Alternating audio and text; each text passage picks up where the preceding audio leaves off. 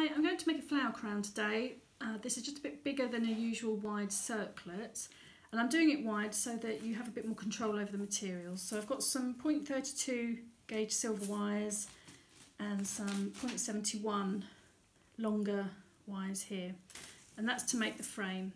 So what you'll need to do is measure the circumference of the head. So whether it's for a child or adult, you'll just have to measure accordingly.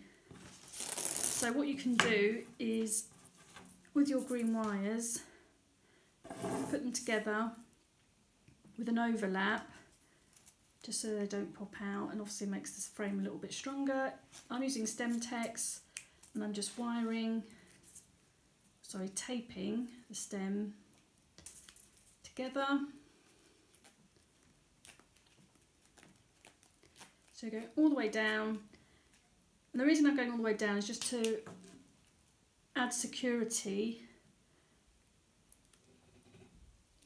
when I attach my other materials, because otherwise if you add wires onto just bare wires, they slip. But if you have the Stemtex cover, it just holds things in place for you. So depending on the size, 2 wires might be enough for a child, but obviously for an adult, or depending where you want it to sit on the head, if you want it further back, it could be that you need a 3rd wire. I have used 3 wires on this one for today. So once you've measured and you know roughly how big you want it, you can just put those together, and then again, sometimes it might be easier to cut the tape off the reel just so you can get it through the loop. So just then tape that. I'm just going to do that end and then just bring it round. Because the Stemtex, easy for me to say, does adhere itself to each other, so it does work quite well for that. And there we go, that's your base. So then what you need to do is wire some materials. So I have some hydrangea,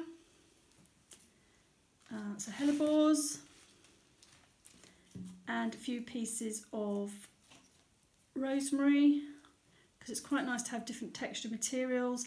And then I have wired with a loop stitch a few ivy leaves, so again just to add contrast.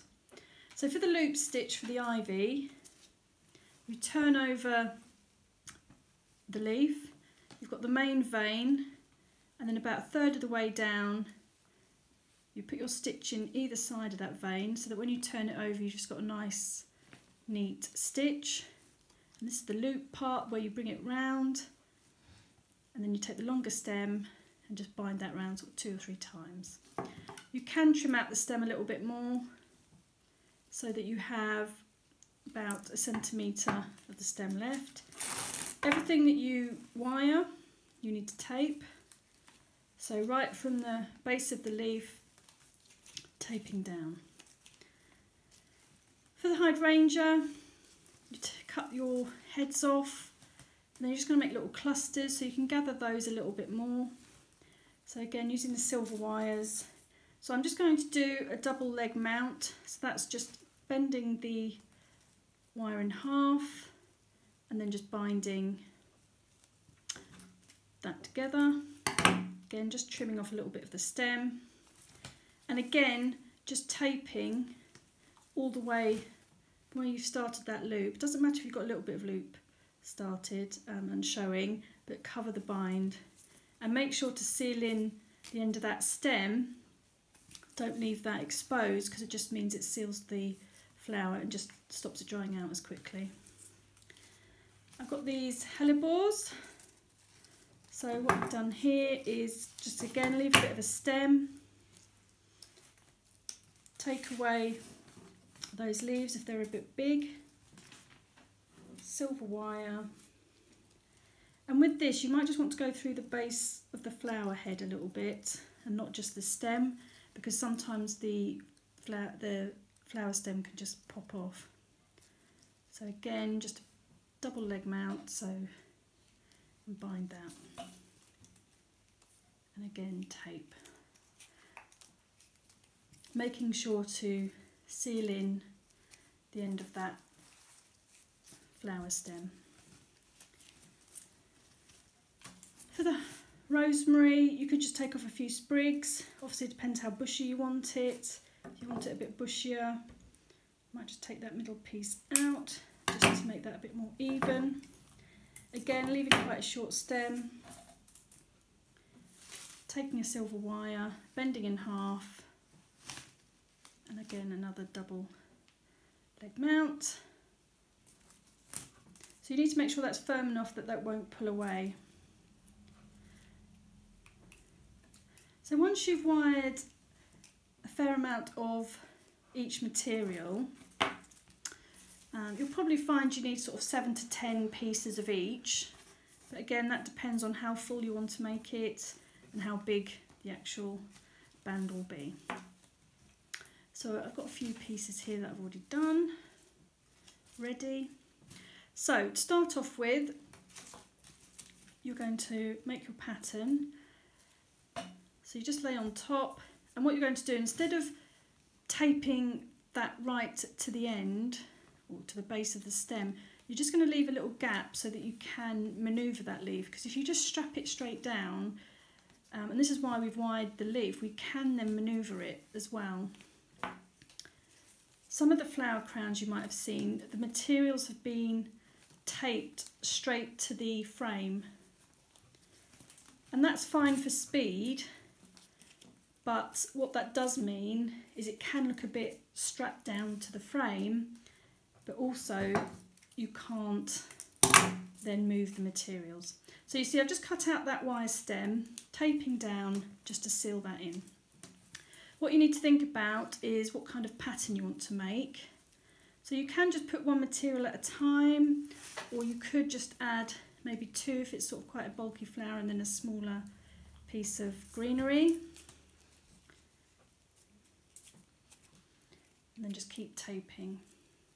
And again, what you want to do is cut out those stems as much as possible as you go, because that will just keep it nice and light and stop it getting too bulky. So the stem text does use the heat of your fingers to stick down as well as that stretch.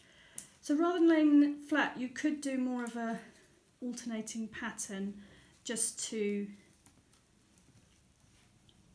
help fill in. But as I say, it depends on how full you want to make this. If you want to go really much bushier, obviously you could add 2 or 3 pieces next to each other. So just think about your pattern. Think about, are you trying to split up the flowers and the greenery evenly, or are you trying to group? So depending what you're doing, which either way is fine, you just need to remember to keep that pattern going. So I'm just going to put some more tape.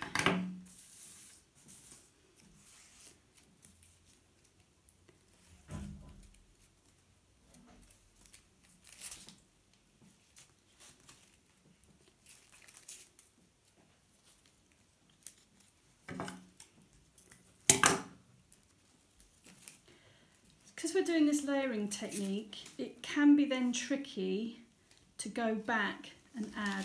So obviously just make sure that you're keeping an even width all the way through, and do that occasionally. I did wire up, again, just with a double leg mount, a couple of the hellebore leaves, so again, that greenery can help to fill in. So if it's looking a bit light and that you might see through it,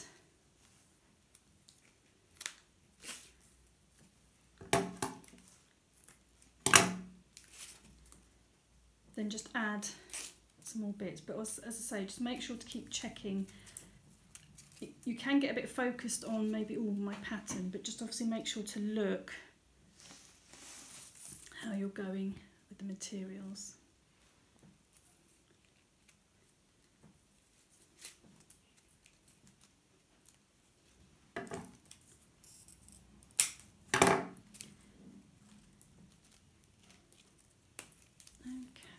So we're going to keep going. Keep going. As you've worked your way round and you build it up, you will get to the point where you're getting close to where you started. And one of the reasons why you leave something like this ivy leaf a bit long is that you can work and then put that down, and again, because it's wide, you can move it, and that will fill in the gap for you. So I'm just going to fill in my pattern. So I'm just going to end with maybe an ivy leaf and a piece of the hellebore. Tape that in.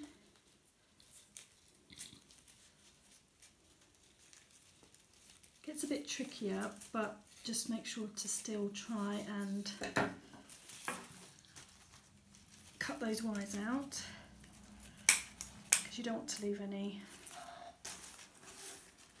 in there. I'm just leaving that tape on just to make it easier, so I don't have to keep stopping and starting. And I'm just going to finish with a bit of rosemary.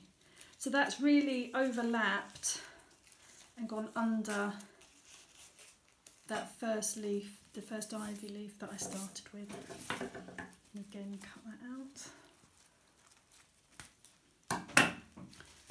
And just make sure to tape over that end, because you never want any bare wires showing.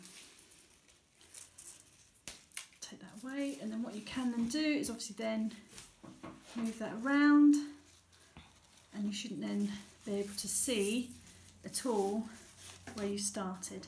Obviously go round and you can see whether you need to manoeuvre anything just to keep the shape. You can see inside, because of wiring and taping everything, it should be nice and neat, and actually hairpins can be attached to that small frame. If it is a little bit thick, you can make little loops like this that you can then wire in, and they can be taped in to use for the hairpins. Also, what you can do is, if you want to add a bow, you can just do a couple of loops, making sure they're even. So I've just got some satin floristry ribbon. Bring those together, and then just using silver wire through the middle, and then just twist, just so it pinches all those loops, and cut off, so you have the ribbon there. Because sometimes trying to tie this ribbon in afterwards just around the frame again can look quite heavy, and you don't end up always with a nice looped bow. It can look a bit knotty. So again, just taping that thin wire just to camouflage the silver, but also just to make sure that it doesn't slip out. So just tape that, neaten that up, just so it sticks around the stem. And then can't find where I started, but where you may have a gap, where you might not have made it quite so thick, so possibly there, you could just pop that in, and then just take that wire around the stem, or you could have added this in as you finished and just taped it in with that last piece. But I think sometimes it's quite a good idea just to see maybe where you've got a gap that you could use it. So what I'll do is cut that wire out, and then just make sure that when I push it back, it's pushed back into the centre of that work there. And then I can manoeuvre it again, and that's nice and secure in there, that's not coming away. I've ended up using 1, 2, 3, 4, 5, 6, 7, 8, 9 pieces of the Hypericum, and 1, 2, 3, 4, 5, 6, 7, 8 and 9 of the hellebores. I've got 1, 2, 3, 4, 5, 6, 7, 8, 9 and 10 of the ivy leaves. So you are looking at around sort of 9 to 10 pieces of material for each piece. Okay.